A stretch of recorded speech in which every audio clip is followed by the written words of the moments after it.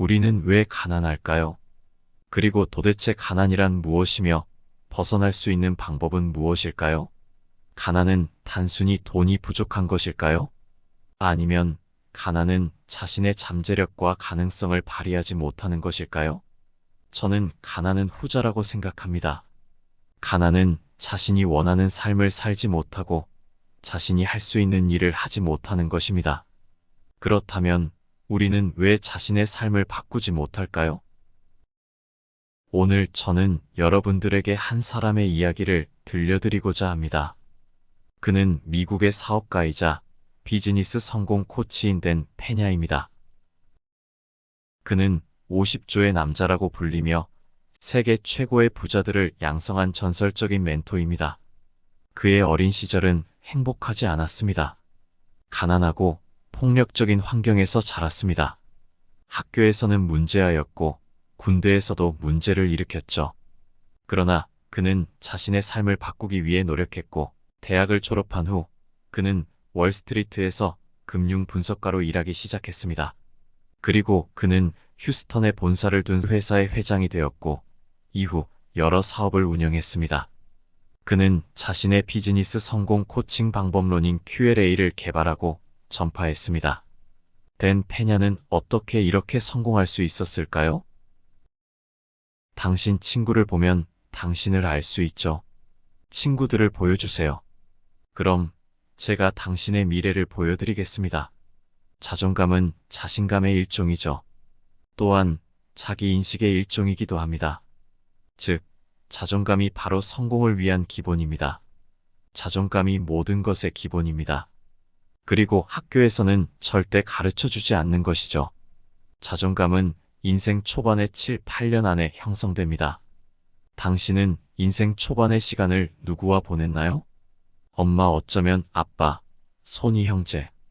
그들이 자존감 키우는 법에 대해 대체 뭘 알죠? 그들은 전혀 알지 못합니다. 그리고 현재 당신은 누구와 어울려 다니시나요? 누구랑 놀러 다니십니까? 빌 게이츠는 어울려 다니지 않습니다. 제가 아는 스티브 잡스는 놀러 다니지 않았습니다. 워렌 버핏은 어울려 놀지 않았습니다. 일론 머스크도 놀러 다니지 않습니다. 놀러 다니지 않는 사람들의 리스트는 얼마든지 될 수 있습니다. 즉, 세상에 불을 창출해낸 그런 거물들 중 어느 누구도 워라밸을 찾지 않는다는 겁니다. 그런데 왜 당신은 워라밸을 기대하시나요? 왜죠? 가질 자격이 있어서요? 저는 그렇게 생각하지 않습니다. 워라밸은 없습니다. 1과 3, 그리고 도전이죠. 우리는 결정을 내리고 같이 살아가죠. 원숭이와 어울려 다니면 무슨 일이 벌어지나요?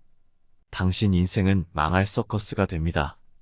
당신 자녀가 당신의 절친 2명처럼 되길 바라나요? 그런가요?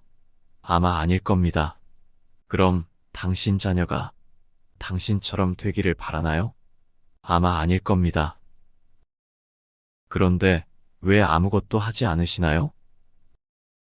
당신이 자존감을 키우고 싶다면 높은 자존감을 가진 사람들과 어울리세요. 당신이 되고 싶은 사람들이 있는 곳에 가십시오. 이런 사람을 찾아야 합니다.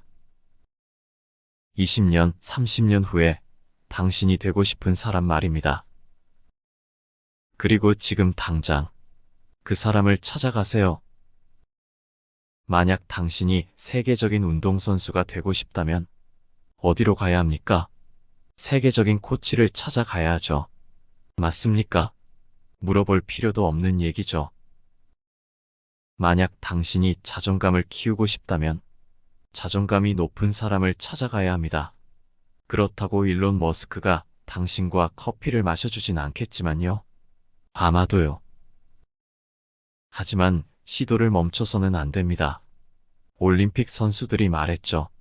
선생님은 제 올림픽 코치님만큼 엄격하고 단호한 것 같으세요. 금메달을 2개 땄을 때 그 코치님만큼요. 이런 유형의 사람들이 당신의 인생에 필요한 겁니다. 항상 당신에게 동의해주는 사람이 아니라요. 그리고 이런 말을 해주는 사람도 아니라요. 괜찮아. 다시 도전하면 되지. 넌 아직 26살밖에 안 됐잖아. 아직 너에겐 인생이 많이 남아있어. 완전히 헛소리입니다. 지금 여기 주위에 있는 사람들을 보십시오. 30대, 40대인가요? 25년 전 누군가가 당신들에게 헛소리를 해댔겠죠. 지금 주위를 한번 보세요. 제가 여길 나갈 때까지 누구라도 저를 좋게 본다면 저는 실패한 겁니다. 무슨 말인지 이해가 되십니까? 저는 실패한 거라고요. 전 여기 당신들 친구나 하러 온 게 아닙니다. 친구를 원하면 나가서 개나 한 마리 찾으세요. 당신이 은행에서 돈을 빌리고 싶다면 마치 당신 나라의 대통령처럼 옷을 입으세요. 한 나라의 대통령처럼, 총리처럼 격식을 갖추세요. 만약 여러분들이 오늘의 옷차림으로 저한테 왔다면 전 휴지 나부랭이 한 장도 주지 않을 겁니다. 당신은 거지같이 하고 다니고 거지같이 입으면서 21세기 탓을 하고 있죠. 당신이 이렇게 입는 이유가 21세기 때문이라고요. 25년 전 이런 세미나에 온다고 하면 여러분은 모두 정장에 넥타이를 맸을 겁니다. 첫 인상을 남길 수 있는 기회는 단 한 번뿐입니다. 첫 인상은 바로 당신의 외모입니다. 그리고 두 번째 인상은 당신이 입을 열 때 결정되죠. 첫인상을 남길 수 있는 기회는 한 번뿐입니다, 여러분. 이 지구상 인구의 87%가 자신이 하는 일을 증오합니다. 그들은 그저 시간을 죽이며 은퇴만 기다립니다. 거울에 비친 자신을 살펴보세요. 대부분이 거울 속 모습이 마음에 들지 않을 겁니다. 스스로에 대해 만족하는 사람은 극히 드뭅니다. 단지 여러분이 너무 뚱뚱해서 말라서가 아니라 머리가 벗겨져서 흰머리가 나서가 아니라 당신이 될 수 있었던 다른 모습을 알기 때문입니다. 만약 겁먹지 않았다면 당신은 뭘 이뤄냈을까요? 다른 사람이 뭐라고 생각하든 걱정하지 않았다면 당신에 대해 뭐라고 말하든 뭐라고 쑥덕거리든 신경 안 썼다면 무엇을 이룰 수 있었을까요? 오늘 이뤄낸 것보단 훨씬 더 많은 걸 이뤄냈겠죠. 훨씬 더 말입니다. 인생은 용기에 따라 팽창하기도 수축하기도 합니다. 당신이 마지막으로 용기를 냈던 일은 언제였나요? 빨간불에 길을 건넜던 일? 당신의 남편 혹은 누군가에 대해 뒷담화한 일? 당신이 마지막으로 용기를 낸 적은 언제인가요? 여러분 중 누군가는 아주 오랜 과거일 겁니다. 누군가는 한 번도 없을 겁니다. 왜냐면 당신은 안전지대에만 머물렀기 때문입니다. 저는 믿을 수가 없네요. 엉덩이도 맞아본 적 없고 거친 폭언을 들어본 적도 없는 사람들이 지금 당신이 왜 이런 모습이 되었는지 궁금해한다는 게요. 제가 말하려는 것은 성공하려면 아무한테나 얻어맞으란 게 아닙니다. 다만 당신은 그런 걸로 다치지 않습니다. 저는 제 인생에서 3가지 후회되는 것들이 있습니다. 첫 번째, 저는 전투 훈련을 받은 장교였지만 전투에 참전하지 못했습니다. 두 번째, 저는 어머니께 소리를 질렀습니다. 그것도 어머니가 돌아가시기 하루 전에요. 엄마는 아프신 게 아니에요. 젠장, 당신은 절대 안 죽는다고요. 다음 날 아침 어머니는 돌아가셨습니다. 그리고 세 번째, 저는 제 목표를 너무 낮게 잡았습니다. 제 아들의 축구를 놓친 것도, 제 딸의 무도회를 놓친 것도 후회되지 않습니다. 그건 다 쓰레기입니다. 당신이 죽는 날 이야기할 것은 그런 게 아닙니다.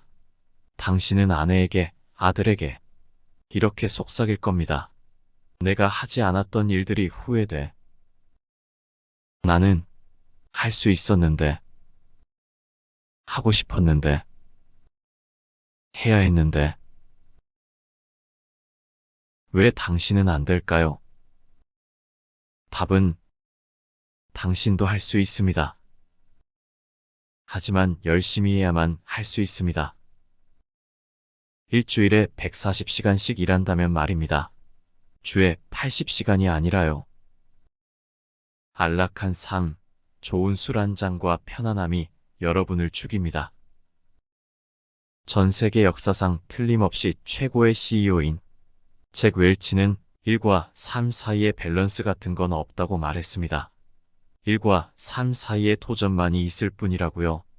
우리는 자신이 결정한 대로 살 뿐이라고요. 일론 머스크가 워라벨이 있었을 것 같나요? 아닙니다. 스티브 잡스가 살아있는 동안 워라벨이 있었을 것 같나요? 아니죠. 빌 게이츠는요? 절대 아니죠. 세계적인 부자 중 그 누구도 워라벨이 없는데 왜 당신은 워라벨을 누릴 거라고 생각하시나요? 당신은 누릴 자격이 되니까. 제 생각은 아닌 것 같은데요. 열심히 일해야 얻을 수 있고 누릴 수 있습니다. 당신이 영업직이라면 하루 300번 거절당하세요. 하루 300번 말입니다.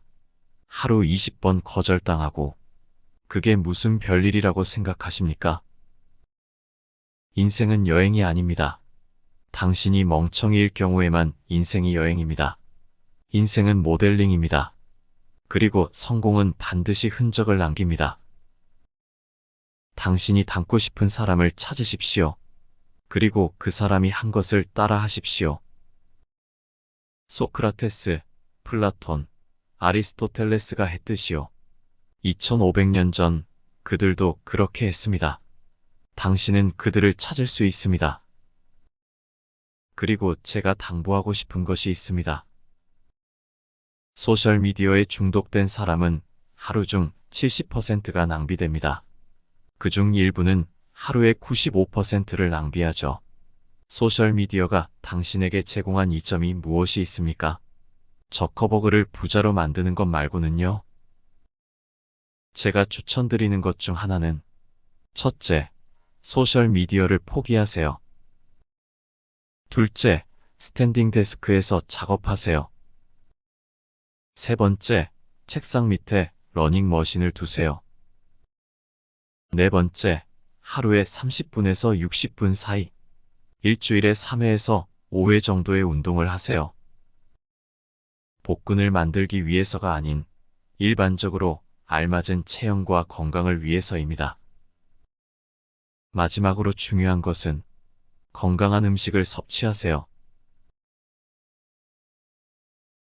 지금까지 저는 여러분들에게 성공에 대해 이야기하고 댄 페냐의 이야기를 들려드렸습니다. 당신이 어울리는 사람들은 당신의 미래를 결정합니다. 당신이 친하게 지내는 사람들을 보여주세요. 저는 당신이 어떤 사람이 될지 알려드리겠습니다. 그는 성공한 사람들은 자신과 비슷한 사람들과 어울리는 경향이 있다고 말했습니다. 그리고 그것이 자신의 미래에 영향을 미친다고 말했습니다. 우리는 어떻게 자신과 비슷한 사람들과 어울릴 수 있을까요? 우리는 어떻게 자신의 미래를 바꿀 수 있을까요? 스스로 자신의 목표와 비전을 명확하게 정하세요. 당신은 무엇을 하고 싶은지, 어떤 삶을 살고 싶은지, 어떤 가치관을 가지고 있는지 스스로에게 질문하세요. 그리고 그것을 구체적으로 적어보세요. 자신의 목표와 비전에 맞는 사람들을 찾으세요. 당신이 관심 있는 분야나 산업에 대해 연구하고 그곳에서 성공한 사람들의 이야기를 들어보세요. 그리고 그들과 연락을 시도하거나 네트워킹을 하거나 멘토링을 받으세요. 그들은 당신에게 좋은 조언과 도움을 줄 수 있습니다. 자신의 목표와 비전에 방해되는 사람들과 거리를 두세요. 당신이 하고 싶은 일이나 꿈을 비웃거나 비난하는 사람들이 있을 수 있습니다. 그들은 당신의 자신감을 무너뜨리고 확신과 원동력을 약화시킵니다. 그리고 그것은 당신의 성장을 방해합니다. 그러므로 그들과의 관계를 끊어내거나 최소화하세요. 이것이 바로 댄 페냐가 말한 Just do it의 의미입니다. 당신은 당신의 삶을 바꿀 수 있습니다. 당신은 당신의 미래를 결정할 수 있습니다. 당신은 성공할 수 있습니다.